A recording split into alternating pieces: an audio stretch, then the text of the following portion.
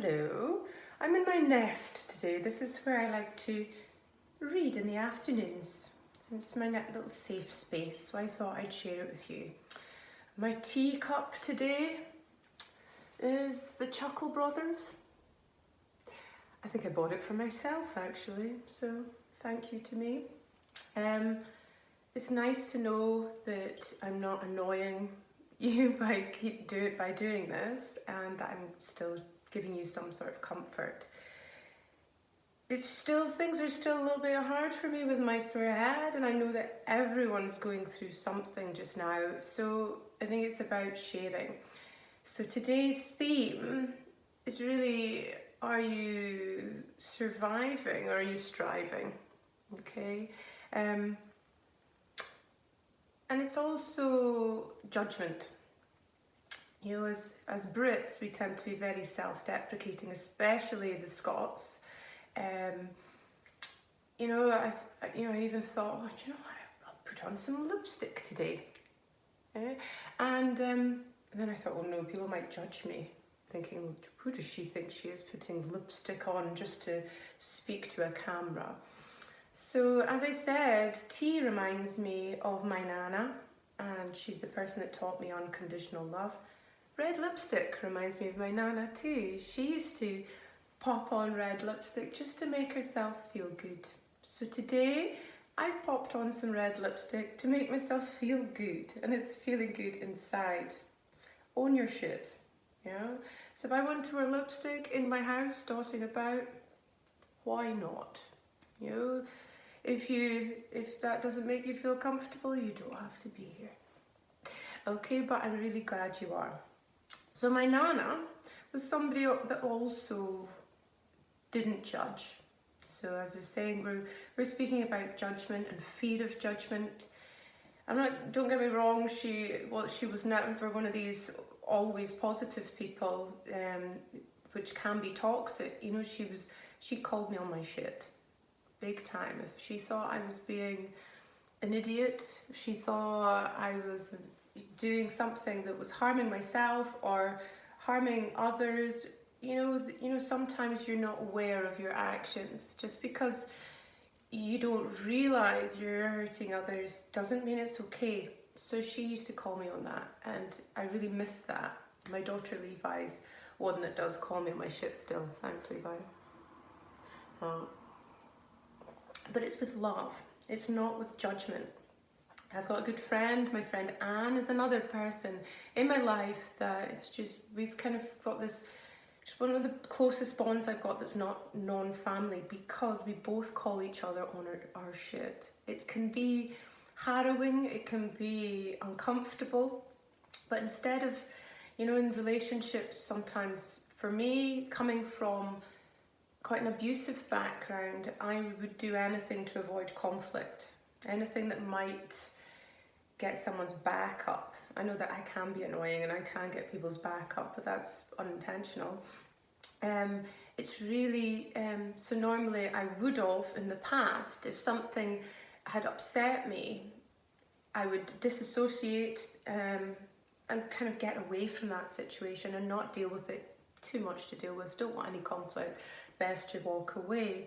Now if a friendship or a relationship is really worth, you really value it, instead of walking away from that conflict, they maybe don't realise that sometimes their behaviour, something that they're doing, is annoying you, or not even annoying you, hurting you. And if they love you enough, and they feel that friendship or that relationship is important too, if you sit down with them and not judge them and explain to them that something that they're doing is making you feel a certain way, and knowing that you're aware and letting them know that you know that they're not trying to hurt you, by speaking about it in a loving way, they can be aware of their actions, and in a way you can evolve together. It can sometimes be hurtful in the fact that, you know, your relationship, if you tell them that something that they're doing is hurting you, if they love you, it can hurt them, but you're not trying to hurt them, you're trying to evolve together. You know, you own your shit and they can own their shit, and you can evolve together. If the person takes it very personally and they're a bit of a dickhead about it, they're not willing to change or evolve. And the case is, they're going to continuously hurt you. Maybe they don't realise they're doing it, but if they're not prepared to look at that and not aware to, they're not going to own their shit. You either have to know that you're either going to be accepting that, or you're going to walk away from that and choose to evolve in a different way. So it's about really doing things in a non-judgmental way. So doing this as well, doing this talking, is something that's quite scary for me. I used to always be worried about what people would think of me, you know, being brought up with a mother that told me on Christmas Day that I'm too much, I'm too complex, I'm too complicated, that she'll never know me. It was hurtful, but it was also very freeing in the sense that it's made me understand that as I was growing up, thinking I wasn't worthy or trying to prove to people that I was enough was because of her unconscious conditioning that she gave me. So it wasn't that I was broken. So it freed me to understand that, you know, people will judge you and people will think things of you, but as long as you own who you are, then that's okay. You know, so by doing this, I feel like I'm sharing part of me that if you are judging me, that's fine with me. That's okay. I'm being real, and if who I am isn't good, it isn't fitting for you, that's absolutely fine. We're not going to all be vibrating in the same frequency. It tends to be people whose frequencies you're in tune with are the ones that resonate with you, the ones where people that you can feel uncomfortable around. It's a different vibrational frequency, or they have a lesson that you need to learn. Okay, so a really helpful thing for me that I learned was that judgment, if someone judges you, they either see you as competition, or they see something in you that they judge themselves for, that there's something that needs to be worked on within them, and they're not prepared to own their shit or do the work that they're willing to project. So it's a really helpful way of knowing it's okay to, you know, to be yourself. And if somebody judges you, that's okay, that's their stuff. Life is too short to spend time worrying about what people think of you. You know, I was married to an accountant for a few years, and I thought that would make people like me, you know, if it conformed, you know, trying to do the right thing, trying to keep everyone happy. And I remember he used to say to me before we went to big functions, just try and tame yourself down a little bit. Yeah, don't be yourself. You know, and I did that, but I really didn't feel good inside myself. I think you have to own your shit. If you're too much for someone, too complex, too complicated, that's all right. They don't have to be around you. It's their choice. Just be yourself. If you're a weirdo, make sure you're harmless. That's what it's all about. Okay? So coming back to being yourself, something that I end up sharing too much with people. That was, my mum always said that's one of my downfalls. I'm too open. But it seems to be helping people in a way. So I'm prepared to do this. So it's fine. So during the summer, I was doing some shamanic womb healing, you know, as you do. And I was journeying, and you were journeying to find your spirit animal. So as I was journeying, came to an opening, some woods, and I discovered a monkey jumped out of the tree. And I thought, oh yeah, that makes sense. My spirit animal's a monkey. You know, it signifies fun, connectivity, authenticity, laughter, truth, that inner child. Yeah, that makes sense. And that's probably why people don't take me seriously or think I'm an idiot. You know, I get judged. But while I was sitting there, it turned round, and to the side of me was this big black panther sitting there, just really strong. And he signified strength, stability, security, resilience, peace. And I realised that's another part of me too. That's the part that other people don't see. That's the part that I don't see. So for many years, I've been searching in relationships for that strength, stability, security that I didn't know that I already had. I was only showing everyone my monkey. That didn't sound right. Really sorry about that. I wasn't stepping up and being the panther.